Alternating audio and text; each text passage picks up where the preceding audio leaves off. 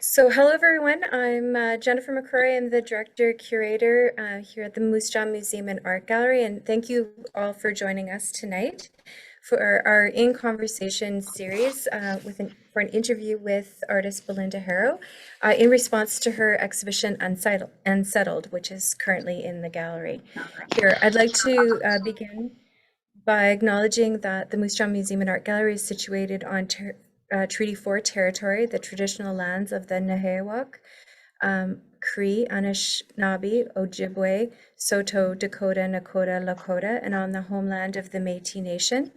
We respect and honor the treaties that were made on all territories. We acknowledge the harms and mistakes of the past, and we're committed to moving forward in partnership with Indigenous nations in the spirit of reconciliation and collaboration. At the Moose Jaw Museum and Art Gallery, we realize that museums and art galleries are part of a colonial system, and we're committed to decolonizing our institution by inviting Indigenous voices to lead and inform our programming and presentations of Indigenous art, history, and narratives. Colonialism is a point of discussion in the exhibition and its ongoing impacts on the environments and inhabitants of this land. And Belinda has approached it from the perspective of a settler.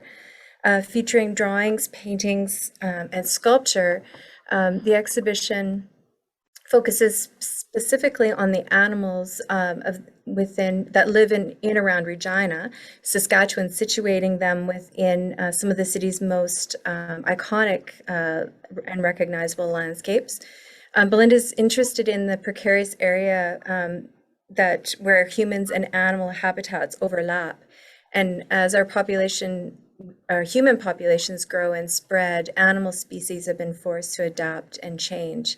By positioning these resourceful animal species that are indigenous to the prairies within these urban environments, Belinda is providing us with an opportunity to examine the current world we all share, that's impacted by its history of colonialism and industrialization that is ongoing in present day. And she's asking us to consider what the future might bring for us all. I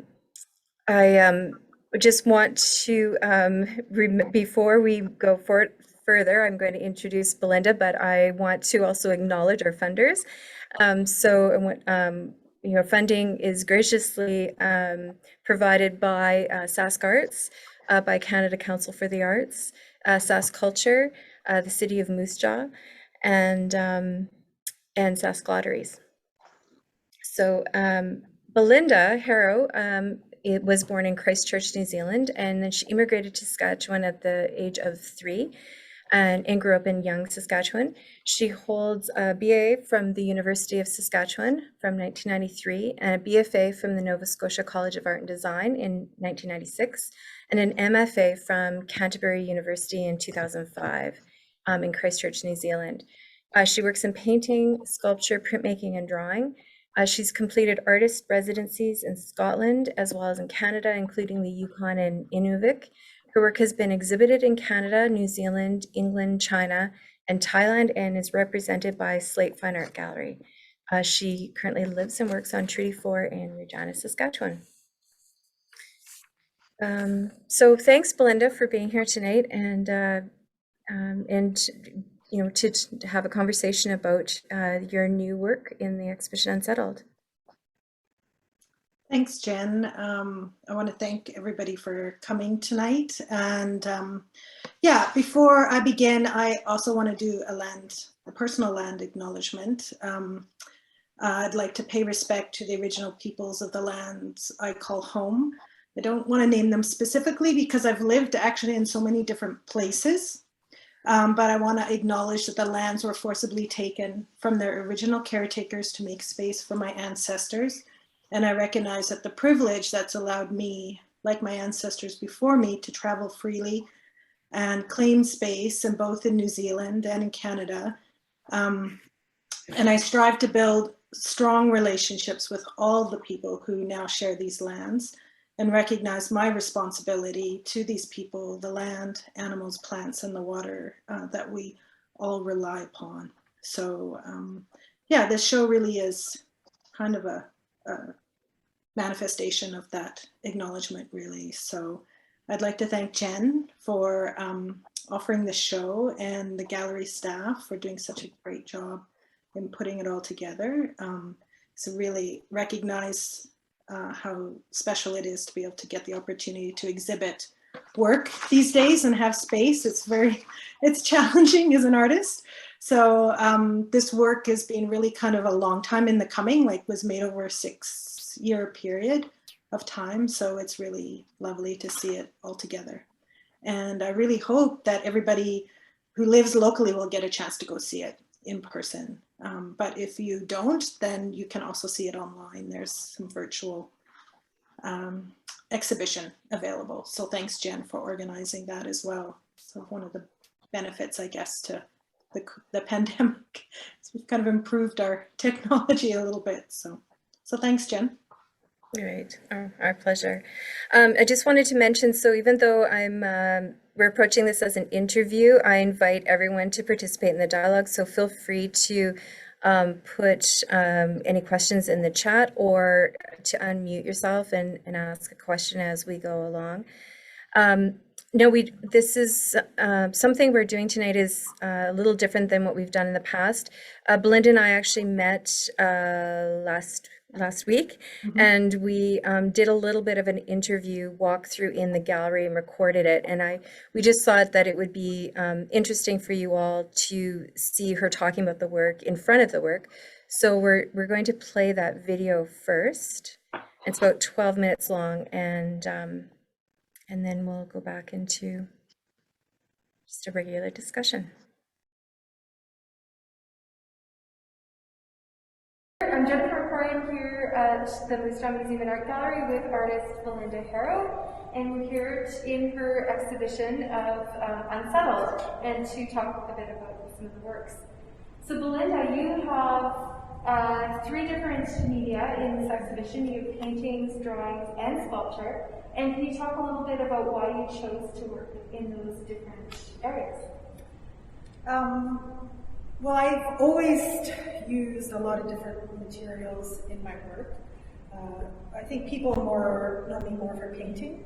I've kind of embraced painting the last 10 years, and I've been spending a lot of time with that, but I've also worked sculpturally with soft materials in the past, and then in the last few years I've moved into casting, which these are.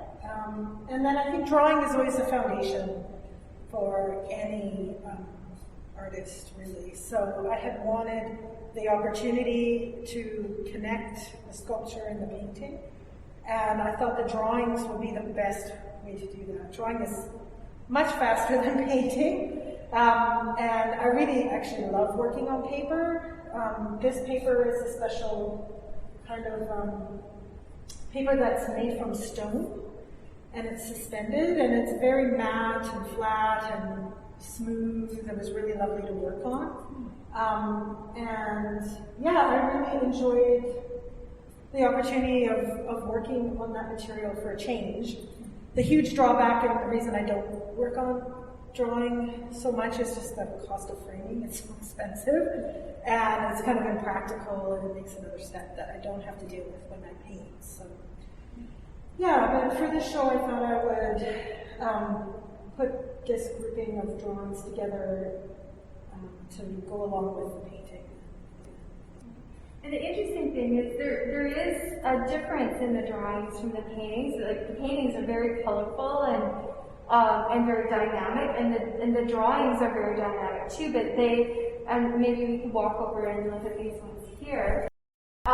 There's just the contrast. I love the areas of flat black, and it adds an element of abstraction, but there's also an element, like there's things that are floating, are grounded, so there's an element of surrealism to the work as well. And you've also incorporated these, like, either speech or thought bubbles in there. You talk about why you chose to approach these differently. Well, this way of working with the dark skies was actually, I sort of worked with, many years ago when I was living in New Zealand, and I was working on paper, and I bought some black gesso. This is a black gesso, in the background, and it makes this really beautiful flat surface. So I decided to bring those elements. I think as an artist, you're always sort of pulling things that you're confident with in your making into new series. So yeah, I had the new paper that I hadn't worked on before, but I had this method of kind of combining the black gesso with the graphite. One of the things I couldn't get a hold of, which I had, was this like liquid graphite that I used with the drawings previously. I had bought from an art supply store in Christchurch, and I looked and looked and couldn't find it, which is a graphite that you paint on with a brush. And I hear people make their own, but so I just ended up using like a really soft graphite so that I could have a play between like the flat matte and the shininess of the graphite. And yeah, these give me a chance to have more sort of storytelling and to literally have the animals be able to start to speak, which is what the show is all about. Having us look at the animals and think about our relationship to them and how we're affecting them. So here, the rabbits are in our contemporary world. These are all photographs I took around Regina. So the legislative building, this is the apartment building down on Hamilton Street, downtown Regina. And this is looking up Hamilton Street the other direction into the downtown. And yeah, the rabbits are talking to each other. Here, the rabbits are kind of talking about the risk that they still have with predators in their urban environments. I think one of the reasons animals are with us in urban environments is they're a lot more protected, but there still are coyotes that come down along the Wascana system, and I've seen coyotes walking along the path around Wascana Lake. So just thinking about the city as a place of unease and danger, especially in the night environments. And the one at the end, I've got the rabbits. It's supposed to be sort of a snowy, wintry scene. And I wanted them to relate back to all the gophers that are in the show. And they're talking about these animals that live in colony and that live in a dense way. But what we're seeing behind them is the way us in a dense environment. And I mean, Regina's pretty spread out, and it's not a super skyscraper city, but it does have some density in the downtown, and it's certainly a parking lot full of parking lots and cement and a lot less green space in that area. So yeah, and this is, that was taken on a supermoon. This photograph is taken by a coworker of mine, actually, that she allowed me permission. Well, I love how like the rabbits are kind of reminiscing in a way about what, like in my interpretation when I saw these is that they're thinking about what was here before, right? Because you see that in some of the other works, like especially here where we've got rabbits looking at Joe Haffard's sculptures of cows in front of the Mackenzie Art Gallery and thinking these would have been buffalo roaming the prairie. And I thought that there too they'd be thinking about there would be prairie dogs, on the open prairie. Not that there aren't prairie dogs in the city, as you can see here, where they're adapting.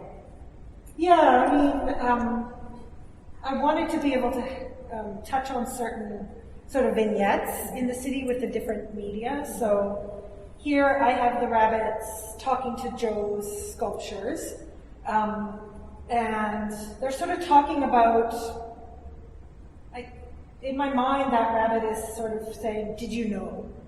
Like before you were placed here, did you know that these animals were in this space? And I wanted, by the variety of drawings, I wanted to touch on a number of different elements of like our modern urban lifestyle. And that includes culture. So, the important role that the Mackenzie Art Gallery places in supporting artists and having a space where artists can talk about culture and art and all of those things. I also have drawings of you know, the Taylor Field, thinking about when we gather for sports, of course, the downtown and the core, but yeah, and the city hall. So by having the drawings in here, I can sort of touch more widely on kind of urban living and a little more about Regina. That's a little harder to do. And the paintings have a more simpler composition, I think. But the cows actually, you know, there is a gopher problem.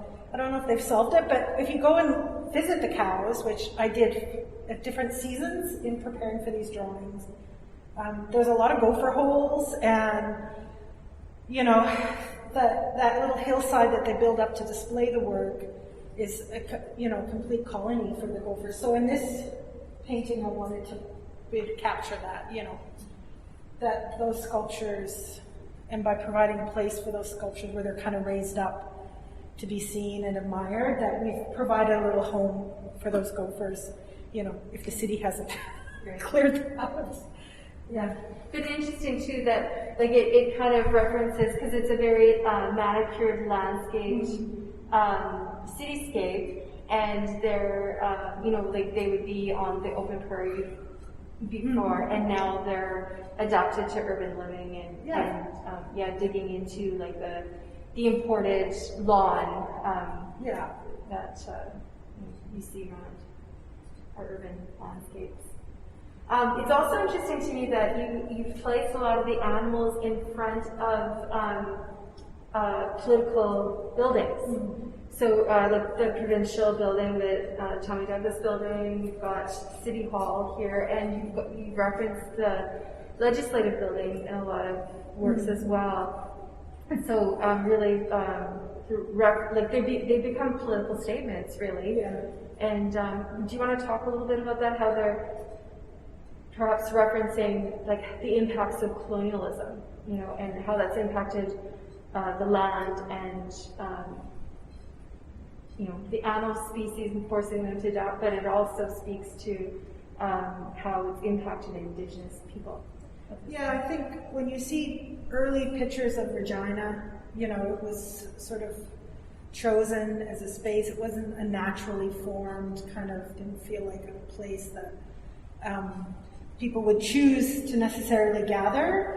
And the legislative building, those early photos of it, I mean, while I was making this work, they were doing renovations on the dome and celebrating the 100th anniversary of the building. And for my job, I work in and outside that building. So I have quite an intimate relationship with it, and I like to walk around the lake like everyone else in Regina, and it's a really nice space. But I also think about, this is the place that, you know, where decisions are made that have impacted, you know, the people who were here first, and have had a strong impact, is still having a strong impact on our lives, the decisions that are made in that building. But at the same time, because of all the park space around the building, it is, and the lake and Wascana Creek being there, it is a hub for these animals. Like, you see coyotes come in once the water is frozen and walk in that area. You see a lot of rabbits living in and on the grasses around that building. So it felt like if you're going to make a body of work about colonialism and space and place, that, you know, that needs to be there. So it's in so many of the works and drawings. It's in this painting as a sort of, in the backdrop, it's three paintings are sort of hovering over the backdrop of these trees and the camp as well. So yeah, I got to know it well, actually, painting it 3 or 4 times.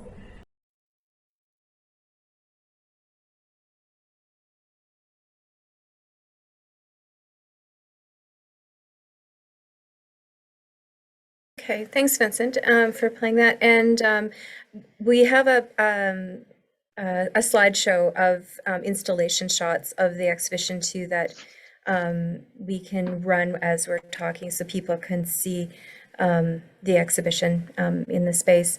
But yeah, Belinda, I just wanted to sort of start where we left off there, where like I was thinking about the drawings and how how you've used the speech or the thought bubbles in those drawings. It kind of collapses time, where you've got the past and present together, basically, and you've got rabbits that are running by sort of the industrial refinery area, and thinking about the ships that brought Europeans to this land. And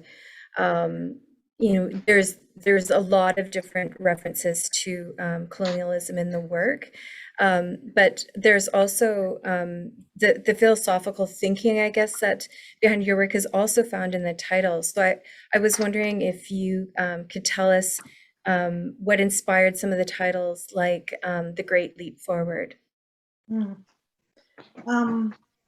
Yeah, I think I always kind of wonder about the memory, animals' memories, like genetic memory, and do they remember the life they had before, they were so impacted by human presence, or not, or they just exist within the time that they're there. So with this series, I wanted to really reference the last sort of 250 years by bringing older elements. I brought sailing ships in that, of course, reference colonialism greater in terms of Canadian history and I guess world history as well. The Great Leap Forward is the night painting of the rabbit jumping over the ledge. So it's actually the song lyric from a Billy Bragg song, but of course it's also a political concept that Mao had about during the Cultural Revolution.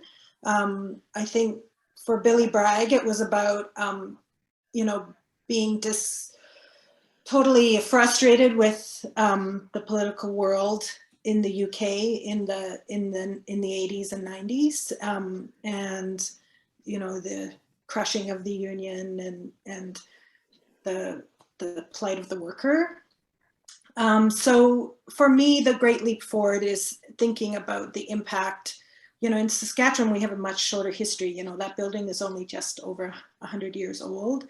And that building itself and everything it represents and all the change that's come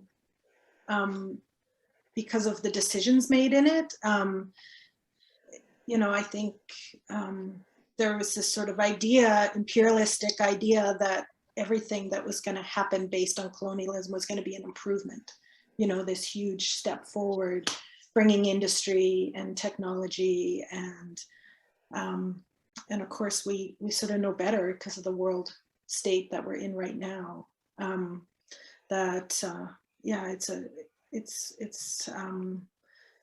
That great leap is at what cost? And in that painting, I'm also sort of thinking about the night versus the day, and how during the night, the animals have so much more kind of room to move around, I guess, at that time. So so that's what that painting specifically is about. Right. We're getting some images of some of the casting process, but I'm going to talk about that in a little bit. Yeah. What about the work Walk the Line? And that's the painting with the two Canada geese, and they're walking on the road, and you can see the refinery in the background. Yeah, so that painting, we might have I think you have a picture of it. I referred to it as my kind of Thoughtberger-esque painting. I like to have a contrast between foreground and background, and that one is a nice example of that, with two geese. I don't think you can talk about wildlife in Regina without talking about the geese. People have very strong feelings about them. And during a certain time of the year in July, for about 5 weeks, when the geese are sitting on their nests, they lose their flight feathers. And so they literally can't fly. So they walk around everywhere, and and they're all through the parks and the main arteries, especially Broad Street. They walk from one side to the other, and you'll see all of the cars sort of stopped, and they wait, and like 50 or 60 geese will walk across the road. So I wanted to capture that, and I was thinking about what composition would work in order to be able to capture the geese. And at that time in the early 2000s, there was a strike going on at the Co-op refinery, and it was a really ugly strike, and bad feelings on both sides, and it was in the news a lot, and it brought back a lot of feelings about strikes. And growing up, my dad worked in a potash mine, and I remember that time that he was on strike for like almost a year, and the impact it had on our community in that time. So thinking about being connected to that industry. Potash is a huge industry in the province, and benefits us in the city, and the Co-op refinery and the oil industry, and those animals. I wanted to bring those subjects in. So in that painting, the geese are definitely front and center, and they're marching that line, and they're claiming their space like they actually do. And so it seems kind of a mild painting, but actually there's a lot of sort of politics and personal, and I think environmental issues that are in the mix with that work. Yeah, that's what is really interesting about this work, is that there's a real subtlety, and there's so much layered meaning to the work. Do you think you're maybe suggesting with that piece, Walk the Line, and we'll see it shortly, it'll be coming up here. Are you sort of suggesting that there's like a balance that we have to strike between economy and making a living and the environment, and how to grapple with that, when some of the jobs that we have, or some of the economies that we have, is having such a huge impact on the environment? Yeah, it's incredibly complicated. And there's a time, like there's the painting there. I really admired the geese. Really seem to have so much bravado, really, that they're they just march across. They can be really aggressive, a little bit scary, with when we're walking, but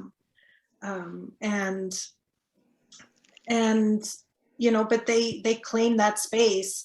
And in the painting, they're on like a main road, and and the violence and the ugliness that was happening on the during that strike, and the ugliness and the conflict that happens over our feelings about these kind of resource-driven industries, especially in Saskatchewan. I think it's complicated. So I don't know if I'm saying anything specifically on one side or the other. I think as a whole, the show, I'm trying to make a point to make a place. Let the animals speak, and make a place for those animals. And so, yeah, I'll let the viewer decide.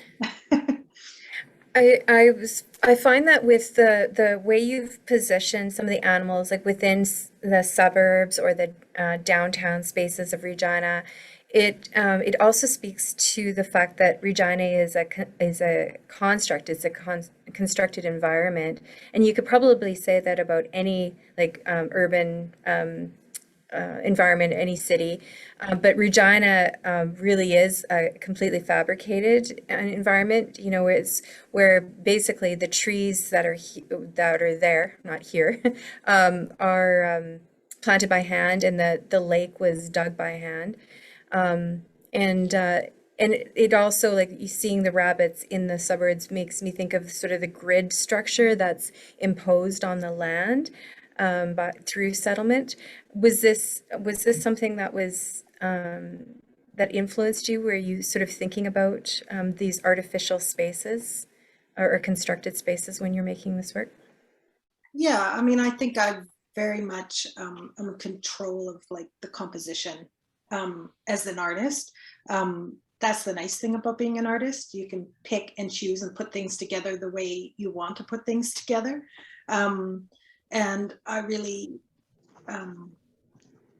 enjoy that challenge. I usually have an animal in mind that I want to work with metaphorically to touch on a subject. And then I have the place. I usually find the image of the animal first. Sometimes I take them myself, and sometimes I find them on the internet. And then the location places I generally take myself. Sometimes, you know, the picture of the field being burned off.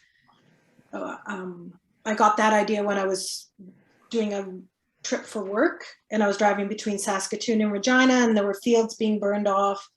And I stopped and took photographs, and they weren't at all the composition that I wanted. So I just searched out until I found exactly what I wanted to put them together. So yeah, I don't know about, I mean, there's lots of cities like you're describing, like Canberra in Australia, you know, as the capital was chosen as an arbitrary place kind of halfway between Melbourne and Sydney to be sort of, so that it wouldn't be one of those large cities favored over another as the capital. And I mean, we make those decisions all the time, especially in colonial places, to just like make a decision and make it happen. So yeah, I mean, Regina is very, very much like that. You've worked with animals for quite a while in your practice. I was I remember a series of animal sculptures that you presented in Christchurch, actually, before you came back to Canada. And so I was just wondering if you could talk a little bit about what the interest in this subject and how that's evolved. Yeah, so I'll talk a bit about the sculptures because I think people really enjoy the sculptures, and they're not always sure what they're exactly looking at. That's why I brought provided you guys tonight some pictures of some of the casting process. So I did, I never took sculpture. I went to Christchurch and did my master's and got accepted into the sculpture program because I'd started working with fabric and I wanted to work sculpturally. And so then I worked with soft materials and stuffing and batting, and it's quite handy because I made a lot of large soft things that I could unstuff and bring back to Canada with me. When I was in New Zealand teaching at the Design and Art College, I taught fiber arts and drawing, and I was filling in for a coworker teaching, covering their sculpture class, and they were doing the unit on casting with plaster. And so, you know, I knew how to plaster cast, and so I filled in and taught the class. And something just clicked, and I thought, you know, I wonder if I could use this soft material and cast plaster. And I did a little bit of experimentation, but I didn't, it was like almost just before I moved back to Canada, and I didn't have a studio. I was just working in one of the studio rooms at the college, you know, off hours. And it worked. Like I drew onto fabric with charcoal and then cast into the fabric, and the drawing transferred, which is what you're seeing here. But I couldn't figure out how to make them stand up because, you know, plaster is very hard. So I took a class at the University of Regina wanting to improve my skills, and we cast with the material called hydrocal, which is cement, but it's kind of like an extra hard cement, but very fine. So here you can see a drawing of a rabbit, which is on fabric, like sheeting fabric. I sew it together like a pillow and then clamped it, and then I would mix up the plaster or the hydrocal and pour it in, and then I would rip the fabric off, and the drawing would be embedded onto the onto the plaster. Here's my dad helping me. I was doing these summer residencies at the University of Regina, and they were really great. So I was just figuring out how to do it as we went along. So here you can see, I thought if I sewed my stitches very tightly, that it would then make less, it was kind of logical that if the stitches were small, that the plaster liquid wouldn't seep out. So I made them as tight as I could, but the problem was then it made like a perforation. And as soon as the weight of the wet cement hit it, it just tore open and poured out all over the floor. So I did appreciate having this sculpture studio because I could make a big mess while I was learning the process. So so while it's drying upside down, then I would put steel rods in and then just hold them until they it's set. It takes about 20 minutes and then yes, it would set for a while. So yeah, it was a real trial and error. The rabbit that my dad was holding in that photograph didn't survive. I would make their limbs too skinny and they would break, or trying to mount them, they would break.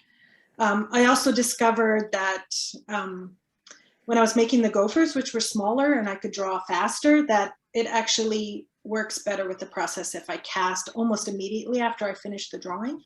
So the rabbit drawings would take a long time to do. So if I wanted a really good, strong cast, it's almost like a mono sculpture, then I had to do it all really fast. Like start in the morning, do the drawings through the day, and then have all the cast material ready to go, cast it, and then let it set overnight. So it was a kind of very long, tiring procedure. And now I can do it at home. So I did want to include I was grateful for those opportunities at the University of Regina to work in their studios in the summer. I hope they get that program up and running again once COVID's over. And yeah, and now I work at home, and my dad still comes and helps me when he can. And then I also have someone I've been experimenting with, like bases and stuff. Johnny Lash is a carpenter who has made these really nice birch formed bases. With the gophers, I did steel cut, and they're made slightly differently. So yeah, it's been fun. I have a slow practice because I work full time. So I make these in kind of bodies of work in groups. Like I did the rabbit sculptures first, and then I made a series of drawings to go with them, and I showed those at the Chapel Gallery about 4 or 5 years ago. And then I made the family of the colony of gophers for pop-up downtown a couple years later, and then I started the paintings after that. So they were the last element to come in. And I think people mostly know me as a painter here, but I really enjoy doing the sculptural work. I'm looking forward to doing more of that. I really want to do some bronze casting in pence if I can, but yeah, I have to save up. It's expensive. Right. I wondered if you could talk about the titles of the sculptures, because you've titled the rabbits differently from the gophers. Yeah, so the rabbits I named after streets in Regina. So as a result of Regina's history, they're very colonial names. Like they're named after, mostly male names. And they're like Dudney, which is a very contentious name in the city. The fighting rabbits that are kind of mounted together, they're Albert and Victorian Albert, which of course, very colonial. Most colonial cities have a Victorian Albert Street in them. And they intersect, which I thought would be nice for the fighting rabbits.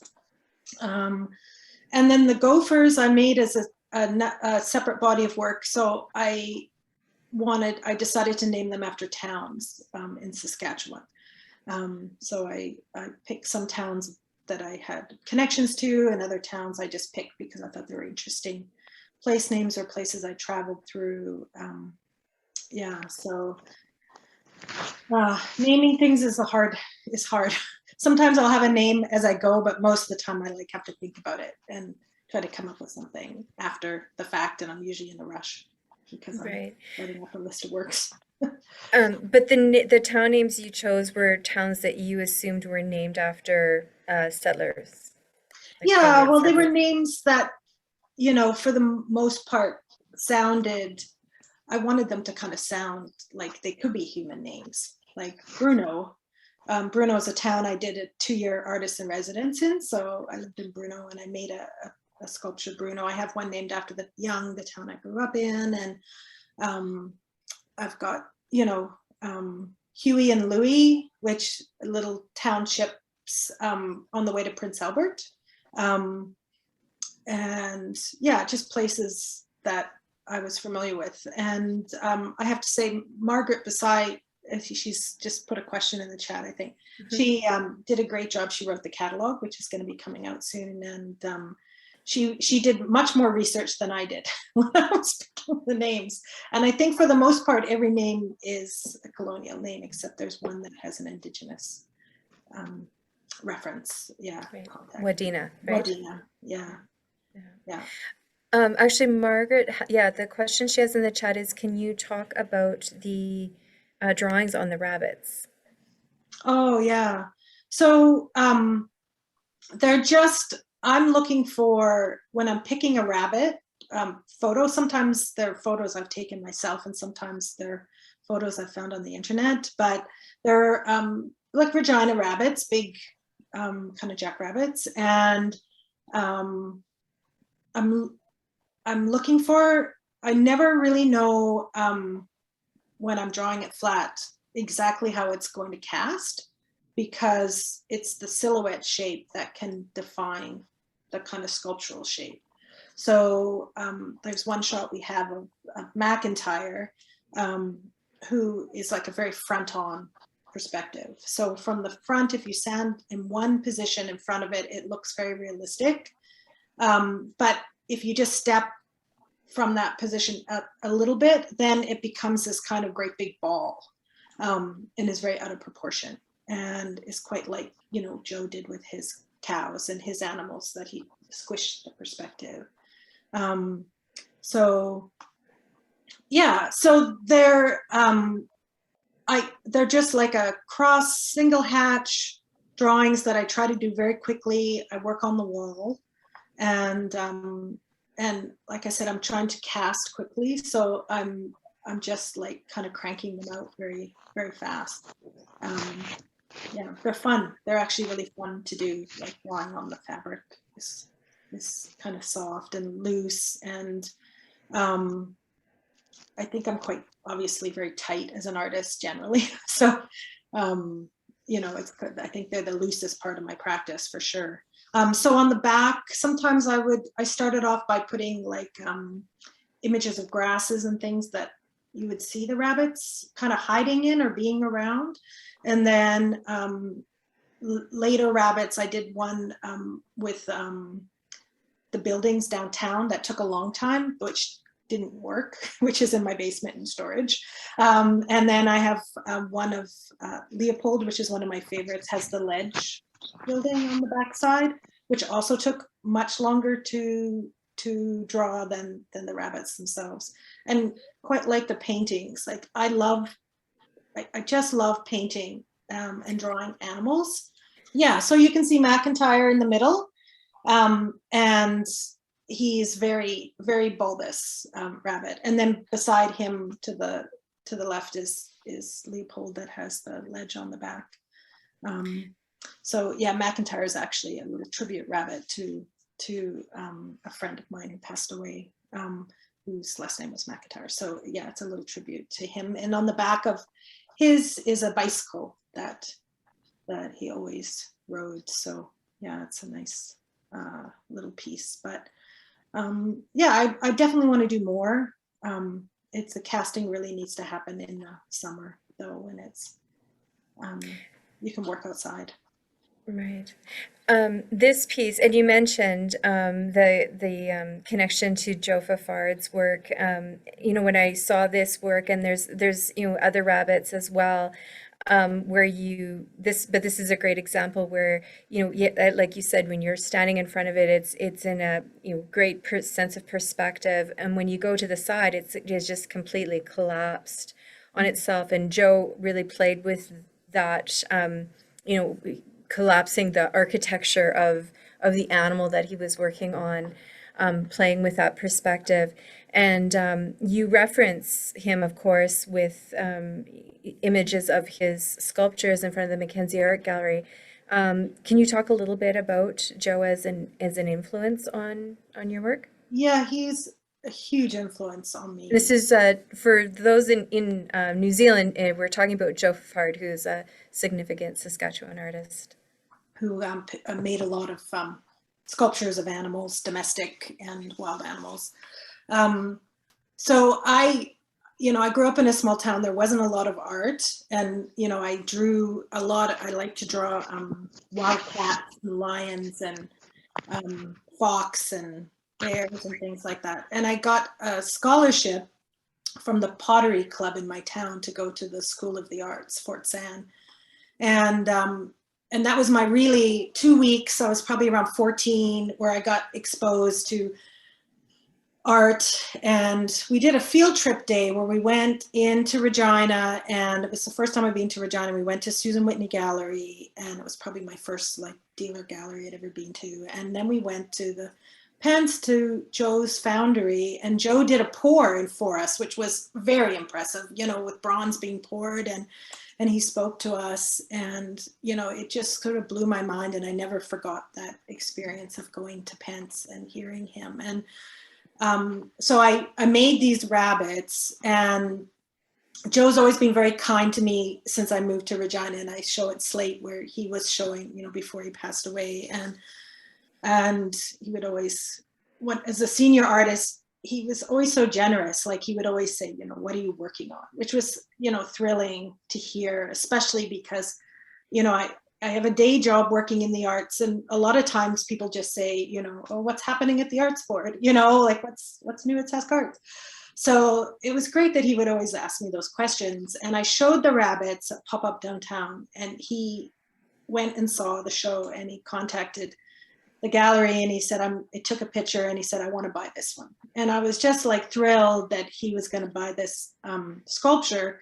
So I said I'd deliver it to him after it came down. I'd deliver it out to him at his studio because I wanted to go to his studio.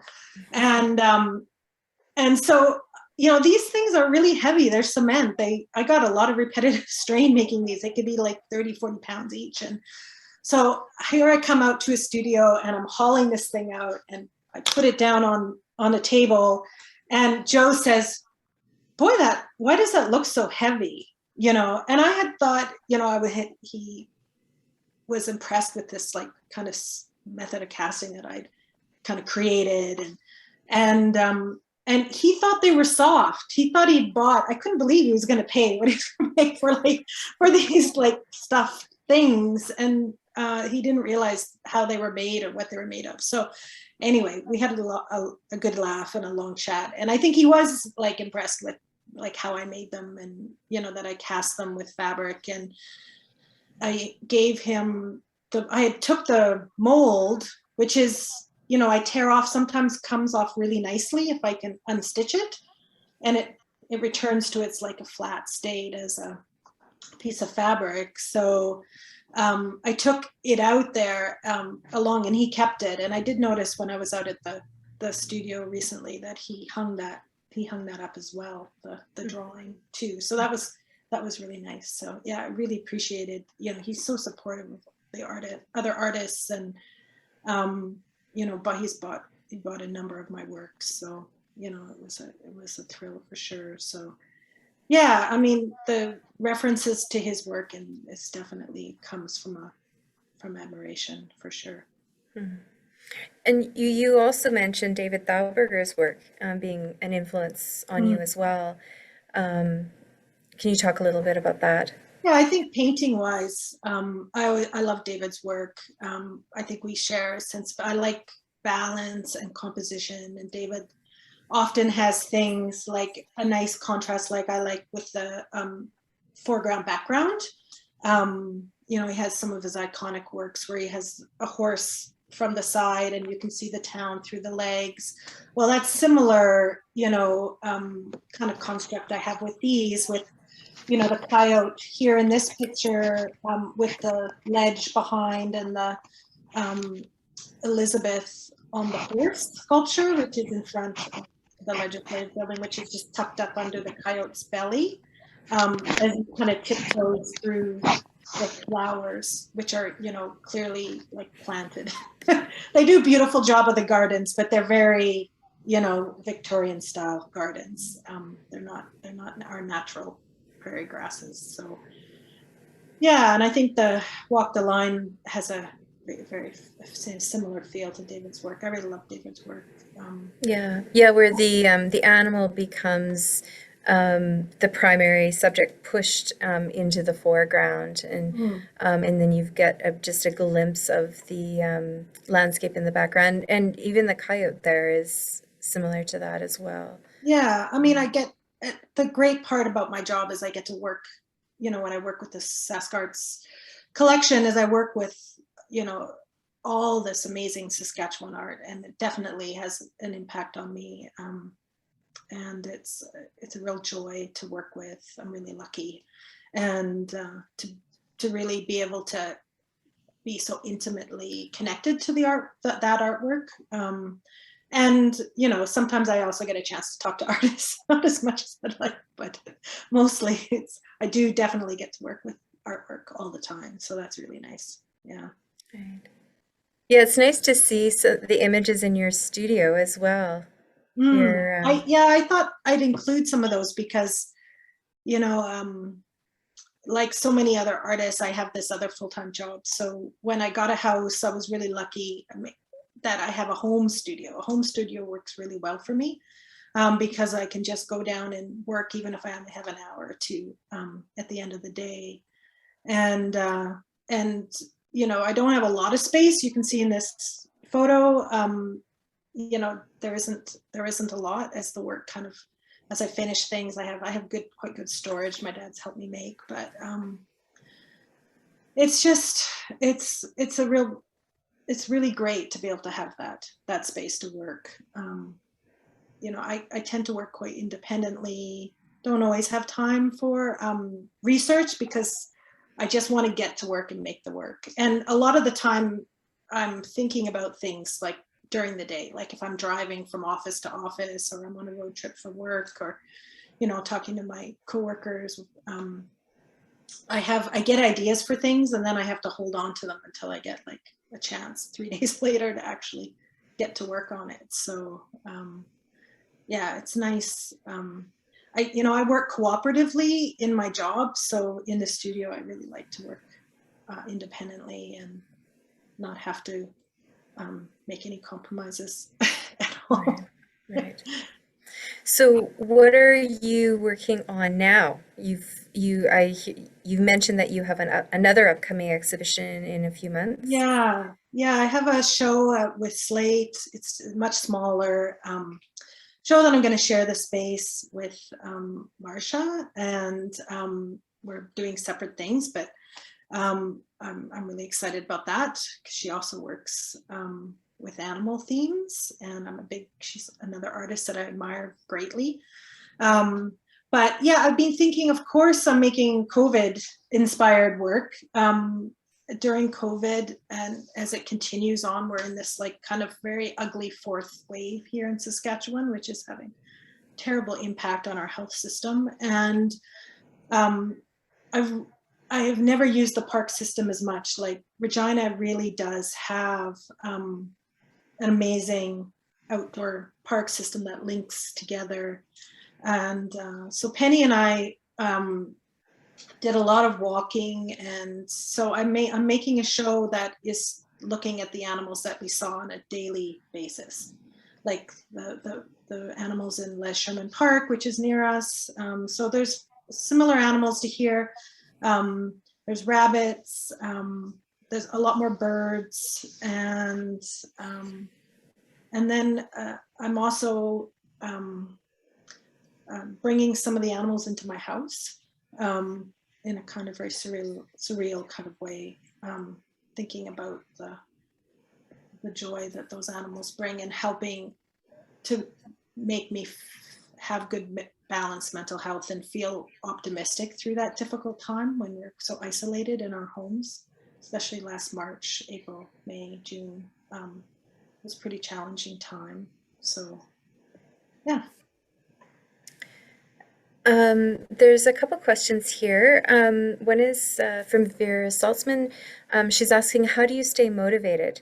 Are there times when you aren't so inspired? There's definitely times when I'm tired and I don't want to go down to the studio at the end of a long working day. And actually, a lot of times I just don't. But I really still, the best part of having an art practice for me is like making the work. I've actually sort of let a lot of it go away. The nice thing about working for Sask Arts is I can't apply for grants. So, and because I work full time, I don't really feel I have to. I like being independent of that. So I don't rely on any of that. I don't have to spend my time writing so many applications for things. I just am now focusing on making work. So I never have enough time. So I'm always, there's things in my mind that I want to create that I haven't had the opportunity to do it. So I just get to it when I get a chance. So most of the time when I'm in the studio, it's just like, I'm just laboring and working. I don't do a lot of like, I don't work in a sketchbook. All the things I told my students to do when I was a teacher, I don't do.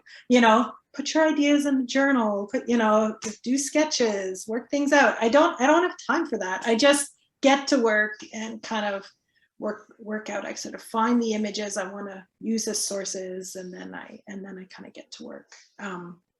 And my biggest challenge I'm always trying to do is, can I create the object in my mind that in real life that I have in my mind? So that's what I'm attempting to do. And then I'm definitely slowing down. I'm thinking about the environment, and like, I don't want to be producing a lot of more things in this world that, are going to end up in Value Village or something, like I want to create, I'm an object maker for sure, but I want to make kind of beautiful things, or things that I think are beautiful and valuable, and I'll take the time to make them. I don't like to rush if I don't have to, and make them turn out the way that I want them to turn out. Like, that's really my goal, and that's what I still love doing, and that's what keeps me motivated for sure, is just making those things. So I don't see that ever ending, for sure. Julie has asked, what is something you've learned from your animal subjects, or how have they impacted your way of being in the world? I think one thing I've learned is that my love for these animals is like something I have in common with a lot of people. As much as I'm kind of working independently in the studio, like there's so many people out in the parks that share the love of this kind of cultivated nature that we have in the cities, and the wildlife that come and go. A lot of people share that, and it's nice to feel part of that community, for sure. Like this weekend, I had to do like getting ready for winter in my yard, so I needed to be in the studio, but I had to get this other work done, like raking the leaves, and I did my gutters, and I was like up the ladder cleaning my gutters, and my dad was helping me, and like overhead he's like, oh, can you hear that? There's like sandhill cranes are flying over the city, and there was a huge flock of sandhill cranes that were flying over. And so it's, I think I never get tired of it. That's one thing I've learned, from being with the animal. I always want to know more and learn more, and I always want to do more. And like I did sketch out a sandhill crane painting in this series, but I had to change it into a goose because thematically I was like, no, I'm talking about the animals in the city still, and sandhill cranes aren't necessarily in the city. But now I know that they fly over the city, so maybe I can have an exemption on that kind of parameter I set for myself for this body work. There's a couple of comments here. Margaret Besai said, and looking at the photos, she said, I just realized you can see Peggy, Joe Fafard's larger than life-size sculpture of a foal out in the lobby from within Belinda's exhibition, and how lovely. Sure. And Valerie Mulholland said she thoroughly enjoyed the talk as well as this show, which we traveled to see in September. Thank you. Joan has just said, thanks, enjoyed the talk. Thanks, Belinda, for being with us tonight and to talk about your work. We're certainly enjoying being able to present it, and we encourage those of you who are in the Moose Jaw area to come and see her exhibition. We do have it on the website as a virtual exhibition for those of you who are from further away and can't come down to see it. And I just also want to mention too that we will be releasing a digital publication. Will be going up on our website. We'll put it out on social media as well, and that should be probably within the next week. Thanks to Bradbury Branding and Design, and to Margaret Besai, who Belinda mentioned, has written wrote a beautiful, very thoughtful and greatly researched essay for Belinda's work. So thanks everyone who attended. So great to see so many familiar faces from here and far. Thanks for participating tonight. There's quite a few New Zealand friends on here. That's great. And Jenna from Alberta. Thanks so much, everyone.